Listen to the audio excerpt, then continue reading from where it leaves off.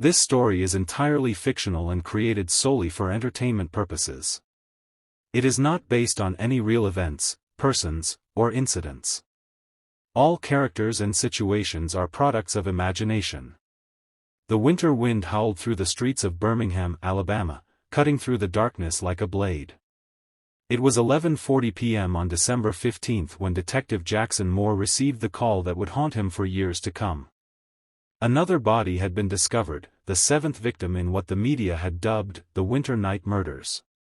Emily Carter smiled warmly as she poured her husband Louis his evening tea. Her auburn hair fell gently across her shoulders, and her green eyes sparkled with the same tenderness they had on their wedding day 5 years ago. Louis reached across their kitchen table and squeezed her hand. "You're working late at the hospital again tomorrow?" he asked, concern etching his features. "Yes, darling," Emily replied softly. "The night shift needs extra nurses. You know how it is during winter, more emergencies." Louis nodded, trusting his wife completely. Why wouldn't he? Emily was beloved in their community, known for her charity work and gentle demeanor. She volunteered at the local soup kitchen, attended church every Sunday, and never missed their nephew Jackson's soccer games. But as Louis drifted off to sleep that night, Emily slipped out of their warm bed. She dressed in dark clothes, her movements practiced and precise. In the hidden compartment beneath their garage floor lay her other life, the one nobody knew about, not even the man who shared her bed. The FBI's files on the Winter Night Killer painted a chilling picture.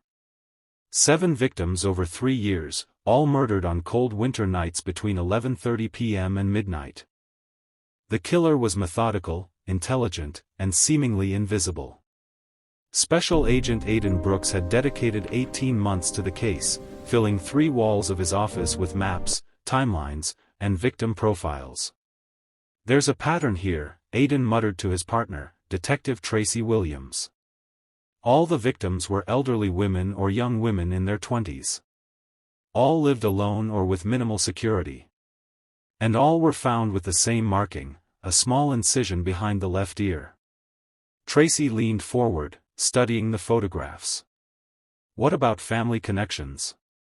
Any overlap?" "That's what's strange," Aiden replied. "No obvious connections. Different social circles, different neighborhoods.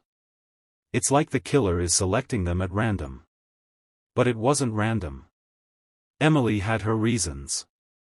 Years ago, before she became Emily Carter, she was Emily Brennan, a young woman whose mother had been murdered by a gang of wealthy socialites who believed themselves above the law. The justice system had failed her. The perpetrators walked free, protected by money and influence. Something inside Emily had broken that day, fracturing into sharp, dangerous pieces. If you're enjoying this story, please take a moment to like and subscribe to our channel. We'd also love to know what country you're watching from. Drop it in the comments below. Her first victim had been Catherine Moore, Jackson's own mother.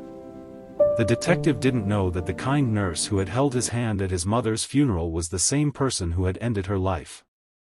Catherine had been one of the women who killed Emily's mother, living lavishly while Emily's world crumbled. The irony wasn't lost on Emily, that Jackson now hunted her, never knowing she had already stood beside him in his grief. Louis's sisters, Margaret and Susan, had also been connected to that old crime. They had been young then, accomplices who had helped cover up the murder. The killer Emily had watched them for years, waiting for the perfect moments. Margaret fell first, 2 winters ago, her death appearing to be a tragic accident during a home invasion. Susan followed the next year. Louis grieved deeply, never suspecting that his comforting wife had orchestrated their deaths. The winter of the 7th murder brought unseasonable cold to Alabama. Emily walked through the frozen streets, her breath forming clouds in the air. Her next target, Helen Bradshaw, lived in a modest cottage on the edge of town. Helen had been the lawyer who buried the evidence against Emily's mother's killers.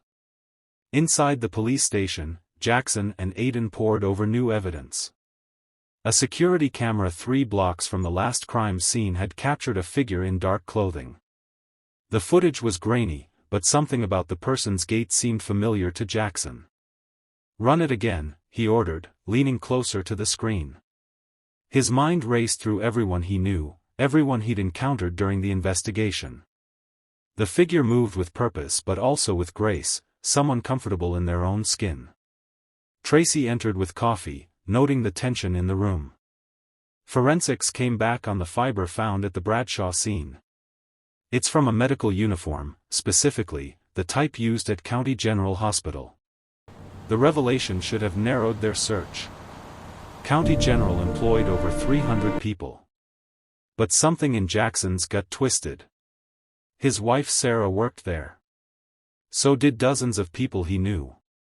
So did Emily Carter, Lewis's wife, who had been so kind after his mother's death. As Christmas lights twinkled throughout Birmingham, Emily stood in her bathroom, washing away evidence from her latest kill. Helen Bradshaw had been the 8th. 2 more names remained on her list. Then, finally, she could rest. The debt would be paid. Lewis stirred in bed, reaching for his wife. Finding her side empty, he called out, "Emily? Honey? Just getting some water, love." She replied, her voice steady and sweet. "Go back to sleep." The investigation intensified. Agent Aiden Brooks brought in a criminal profiler named Carter Reynolds, who presented a theory that shocked everyone: your killer is likely a woman, possibly someone with a medical background. She's organized, patient, and driven by a deeply personal motivation. This isn't about power or sexual gratification.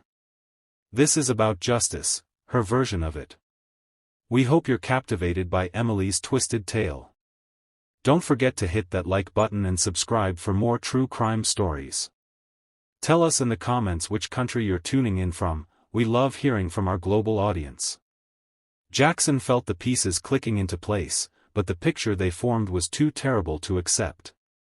He began reviewing everyone connected to his mother's case, everyone who might have had access to information about her past. The list was long, but as he cross-referenced it with hospital employees, one name appeared: Emily Carter. But he hesitated. Emily was Lewis's wife. Lewis was his friend. Emily was gentle, kind, beloved by everyone. Could someone who brought casseroles to grieving families and volunteered at the children's hospital really be capable of such calculated violence?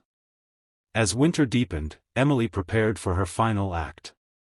The last 2 names on her list belonged to Judge Martin Cross and his wife, the people who had ultimately ensured her mother's killers walked free. She had saved them for last, wanting them to feel the fear as the body count rose, wondering if they might be next. But Emily had grown comfortable, perhaps too comfortable. She didn't notice Jackson watching her at the hospital, didn't see Tracy photographing her vehicle, didn't realize Aiden had begun building a file with her name on it. On the night she planned to strike at the Cross residence, police cars surrounded the property. Emily watched from her vehicle, her heart pounding. Had they figured it out? She waited, breathing slowly, her gloved hands gripping the steering wheel. After an hour, the police left. It had been a drill, a security check. Emily exhaled and drove home, deciding to wait. Patience had always been her greatest weapon. Jackson confronted Lewis over coffee, asking careful questions about Emily's schedule, her past, her whereabouts on specific dates. Lewis grew defensive, as any husband would. "Emily is a saint," he insisted. "You're grasping at straws, Jackson. I know losing your mother and sisters was hard, but you can't let it make you see monsters where there are none." Perhaps Lewis was right. Jackson's evidence was circumstantial at best. Without concrete proof, Emily remained beyond his reach. The winter ended, and spring came to Alabama. Emily Carter continued her double life, waiting for the right moment to complete her mission.